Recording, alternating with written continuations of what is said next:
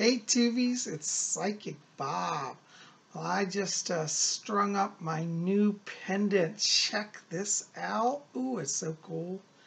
It's done in sterling silver. Do you guys recognize what that is? It's a little silver starfish. That's right, silver starfish. I actually bought this before I went down to my mom's because I thought, since I'm going to the beach, I want to wear a starfish pendant, because it like kind of goes with the trip. Well, anyways, we ended up, as you know, having all of those storms, and I never did get to the beach, and my starfish pendant didn't arrive till after I got home, so it was a delay in its arrival. But I got it now, so next time I go to the beach, I'll have it to wear. But I love the starfish. Isn't that beautiful? This is it's like, they call it diamond cut, where they take silver and then they cut it, and it makes it sparkle and shine. I think it's really lovely. Isn't that just beautiful? It looks pretty good, almost as good as Tiffany's. Well, I got on my starfish pendant. I tell you, I just did a consecration earlier, and then I just put it on my chain. And, I was going to say, for those of you who maybe live in areas where you can't openly wear a traditional Wiccan pentacle, like what I got back here on the wall, you can't wear maybe a pentacle symbol, you could wear a starfish, because a starfish is a pentacle, but it's a little more free form. I call it a free form pentacle. And so if anybody's like challenging you, saying, what are you wearing? You say, oh, that's a starfish. Well, nobody's going to object to a starfish.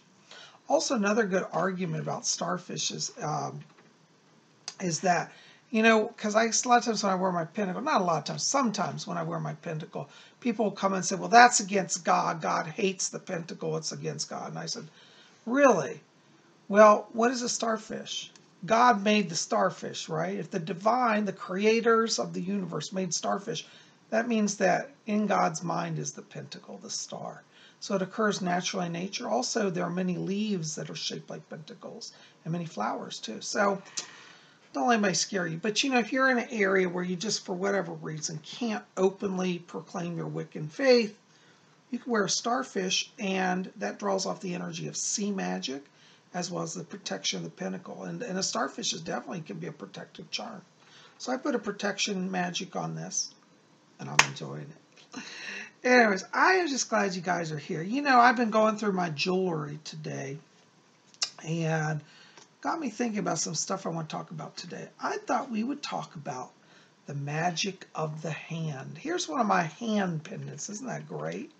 It's the mystical hand. And actually, if you like this pendant, you can get this pendant over at Lady Angela's site, rarewiccaspells.com. I'll put the link below. But we're going to talk about the magic of the hand today. And here's another pentacle, or not another pendant, another hand pendant. I can't talk today, that I have. This is called the Hamsa. And this is a traditional Middle Eastern charm throughout Israel and the Middle East. And it's considered to be the hand, well, it's many interpretations. This one has a blue bead for protection. It's sometimes called the hand of Fatima, which was the daughter of Muhammad. In many Islamic countries, this is very prominent as a protection item. The Christians in the Eastern world, Middle East, call it the hand of Mary. They say it's the hand of the Virgin Mary that protects us. Some people simply call it the hand of God. So it can be a lot of different interpretations. But this is another hand amulet. And if you need some extra power in your life, you might want to think about getting a hand amulet and also learning to work with the very magic in your hand. There is magic in our hands, and we can use that in our Wiccan practices. I wanted to share with you some reading today from one of my all-time favorite books. If you've never gotten this book already, you have to get it if you're at all interested in Wicca, or even if you're just kind of curious, it'll give you a good intro. Wicca, A Guide for the Solitary Practitioner by Scott Cunningham. This was actually the very, very first Wiccan book I ever read. And I always come back to it because it just has so much and it's so well written. So there's a chapter in here called Music, Dance, and Gesture. And it's chapter 5, Music, Dance, and Gesture. And within that they have a segment just on hand gestures and the magic of the hand. So I wanted to read to you today what Scott Cunningham has to say about the magic of the hand. Talk to the hand. All right, I gotta put on my glasses. All right, it says gesture. Gestures are silent counterparts to words. Gestures can enhance Wiccan rituals when performed in conjunction with invocations or dance, or can be used alone for their real power. Pointing, as mentioned above, the first and middle fingers splayed in a V, and also the vulgar presentation of the upraised middle finger. I won't do that one. Demonstrate the variety of messages that can be conveyed through gesture, as well as the range of our emotional responses to them. Let me just pause there. This sign, many of you know, in the 60s was very popular, like peace, man, it holds us at peace. In World War II, this was also used at the end of the war, I mean victory. We've gained victory in Europe. And so it was the V was for victory. And you may remember, I think President Nixon, even when he won the election, used this, like he was victorious and became president. So this V symbol is traditionally means victory. Okay, it also means peace. And then, of course, the other one, which is the middle finger, which we won't do that because that's really rude, also creates a response. So what they're saying is that hands can symbolize messages, can bring messages that get us responses. Now, Scott Cunningham goes on to write, and he says, my introduction to Wicca happened to include some of these old gestures. In 1971, I saw some photographs of magical protective gestures, such as the mano figa, a hand clenched into a fist, the thumb jutting out between the first and middle fingers, and the mano cornuta, a V formed by the first and little fingers and held upside down. Okay, like that. Both of these have long been used to avert the evil eye and negativity. And the latter is used in Wicca with the points up, like that. And the latter is used in Wicca with the points up to represent the god in his horned aspect. That's right. Okay, so this was like when you say somebody would cast the evil eye, you'd think somebody's put a curse on you. You do like this to them, and it averted. It was like horns be on you. It was deflective magic, okay? And then when we call the god in Wicca, we can use this symbol. It means the horned lord, okay? A few days later, in my first year of high school, I flashed these two gestures to a girl I just met. So he did like this and this to the girl, okay? Just so you can follow along what he's talking about. There was no logical reason to do this. It just felt right. She looked at me, smiled, and asked if I was a witch. I said no, but I'd like to be. She began training me. Isn't that interesting? So he intuitively started making witch symbols, and this girl was a witch in his high school and started to teach him Wicca. So whoever that girl was, and I don't think he says it here, we thank her because she gave us Scott Cunningham. The magical significance of gestures is complex and stems from the powers of the hand. The hand can heal or kill, caress or stab. It is a channel through which energies are sent from the body or received from others. Our hands set up our magical altars, grasp wands and athames, and pinch out candle flames at the conclusion of magical rites. Hands as the means by which most of us earn our livings are symbolic of the physical world.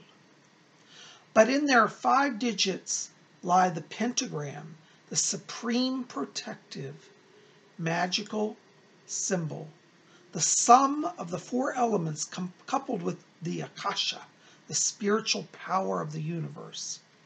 So see, we've got 5 fingers, thumb and 4 fingers. Well, they don't, I call the thumb a finger.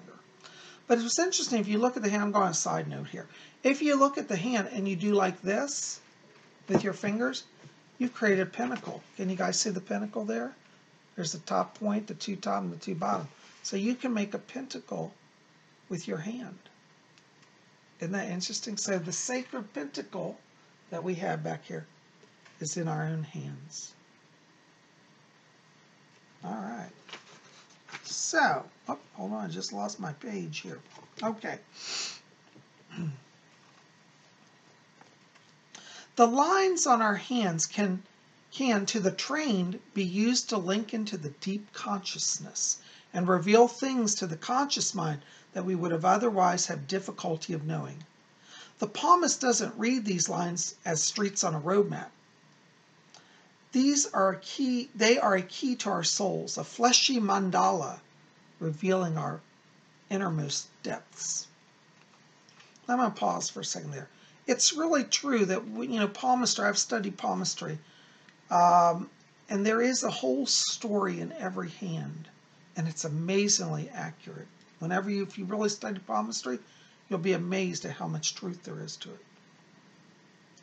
Hands were used as the first counting devices. 1, 2, 3, 4. Okay.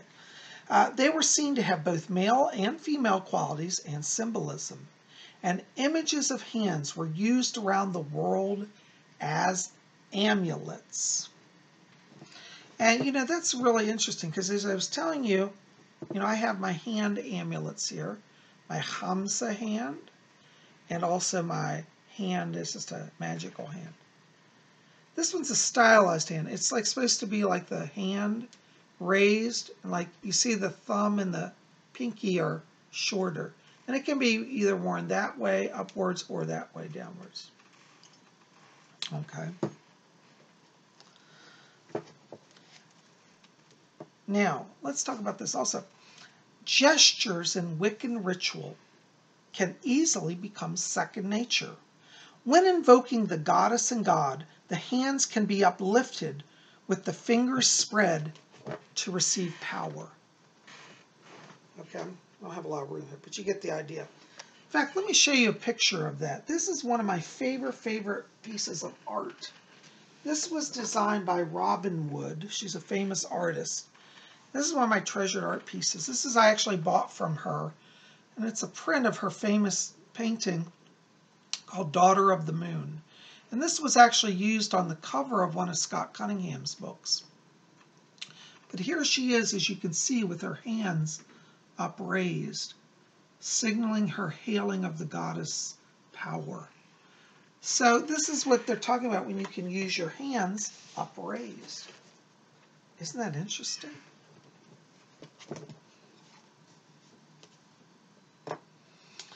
All right, the goddess can be individually invoked with the left hand, the thumb and first finger held up and curled into a half circle. So we can do that as a goddess invocation. We raise our hands and do that to call the goddess. See, it's like a crescent. While the rest of the fingers are tucked against the palm. This represents the crescent moon. The god is invoked with the first and middle fingers of the right hand, the first and middle fingers of the right hand raised, so you can do like a V signal, like for the god, or with the first and fourth fingers up, the thumb holding down the others against the palm to represent horns. This is the form that I learned. I don't really know that. I mean, I could be horn lord, but I think of this one as more accurately horn lord. So if we want to invoke the goddess and use our hands to invoke power, we can do the sign of the crescent and the horn lord and raise them and say, Lord and Lady, we invoke you. Now, let me just add a little caveat. I haven't gone a tangent. I am left-handed. As a left-handed person, my projective hand, the hand that I use to write with, is the left hand. So I, as a male, tend to associate the left hand, projective hand, with the god. And I think with most people, your projective hand is the god, because the god energy is what goes out into the world, whereas the female, the goddess energy, is what you receive. So I'm actually a little bit opposite. I actually would call the Lord with my left hand and call the lady the goddess with my right hand, because as a left-handed person, my right hand is my passive hand. That's what I receive through. So, and the goddess is receptive energy. The Lord is projective. And I'm not saying you have to do it this way, but if you want to be really true to occultic energies, most people are right-handed. So if you are right-handed, you would do your right hand, your projective hand, as the god, and your left hand as the goddess. But if your left hand is opposite, so as a left-handed person, I use my left hand for the god, my right hand for the goddess. But I've done this before, held it up in ritual and called down the Lord and the lady. It's just really beautiful. And if you do it with a group of you and you have everybody doing this, it's very powerful. And you can feel energy being released. You really can. So isn't that interesting? Okay. And it says the elements can be invoked with individual gestures when approaching the four directions. A flat hand held parallel to the ground to invoke earth at the north. So you can walk around your circle and lay your hand out like that so it's parallel. That is the sign hand gesture for earth. An upraised hand, fingers spread wide apart to invoke the air in the east. See? So like air flows through the openness, air. Okay? So we got earth, we've got air. An upraised fist for the south to invite fire. That's like when you're fighting your energy, that's fire energy. So fist for fire. And an upraised, and a cupped hand, like this, a cupped hand, to the west to invoke water.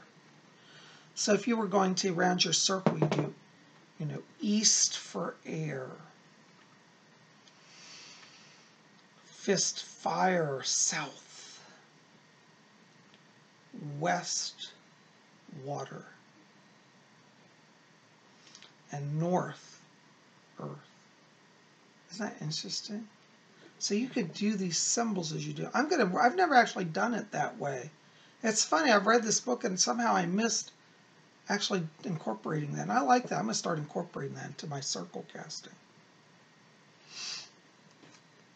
So the cupped hand is the water. So anyway, I'm going to stop right there. But this is amazing because it really tells us of the power of the hands. And like it said, our hands hold our wands, our magical tools, our athames. We hold water. We make offerings with our hands. So I want to encourage you to think about that today. I was going to show you another hand charm that I have in my house. This is a little different. Might shock you guys. Look what's happening. Is that Bob's hand? No, that's not my hand. There's three hands here. Look at this. This is something I came upon one time. I was reading about the power of the hands. In the old ancient Roman days, they used to put hand sculptures in their houses for protection. It's believed like the hand of Jupiter, the hand of God, to protect you. And so I was shopping online one day, and when I bought my giant goddess statue, they had this appear in the list. You know how they do different things you can buy. And it was called a hand mannequin. It's used for a lot of times for jewelry stores to put rings on to display jewelry. But if you look up hand mannequin, just mannequin hand or hand mannequin, you'll find these. And a lot of times they're used in nail salons also. They'll put nails on to advertise the nails. But this is an actually wonderful, powerful symbol of protection. I have this sitting in my home, and it stands as a guard to release injury. Now, I've charged it ritually, doing prayers over it, invoking the Spirit, the Lord, and the Lady's power. And so I've empowered this hand. Interesting, the hand is seen in a lot of different cultures as a sign of protection. As I said, ancient Rome had this. Also today, in more modern times, in Ireland, they oftentimes have a red hand from the medieval times. That red hand was considered a hand of power and force. It like carried firepower. And so a lot of times in the Celtic Isles, you'll see red hands painted and put on flags or banners or on signs. And so if you got a hand mannequin, you could also paint it red if you want to connect to the ancient Celtic energy of the hand. Or you could also get one of these and paint symbols of protection on it. In the Roman days, they used to carve or paint symbols, so you could have a pentacle on it and different sigils all over the hand. I may yet paint this one. I haven't decided what I'm going to do. But this is a wonderful hand, powerful talisman. And it's interesting because it wasn't made to be one, but, in magic, we can take anything and transform it.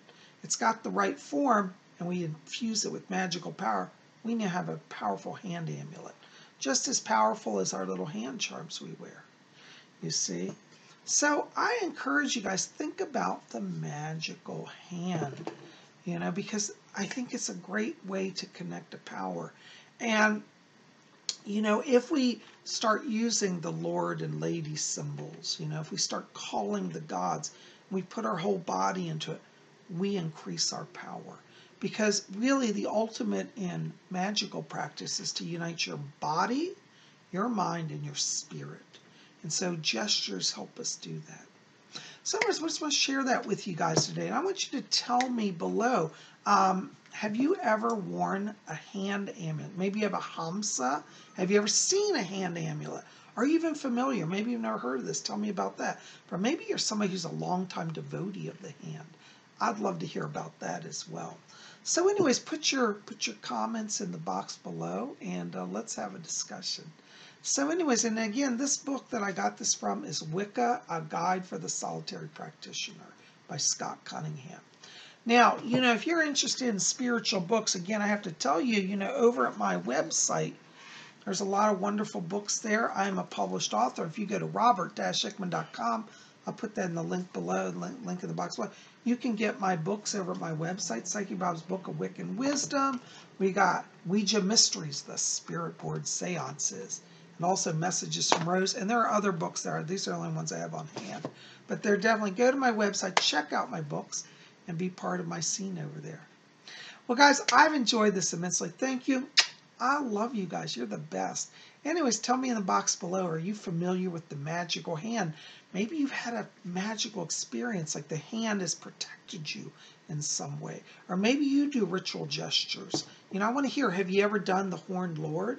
If you don't know about that, you might want to start exploring that. If you're in a place like you're walking down the street and you're feeling danger and it's nighttime, just raise your hands and invoke the Horned Lord. Do this, it's very powerful.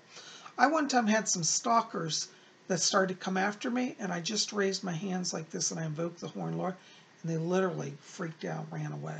So there's power in these gestures, okay? Anyways, you guys are best. I love you. Listen, keep it here at Spirit Channel. We got more coming. Tomorrow is Thursday. Vlog Thursday. We're going to have some adventure. Just be here. We'll see you then. I love you guys.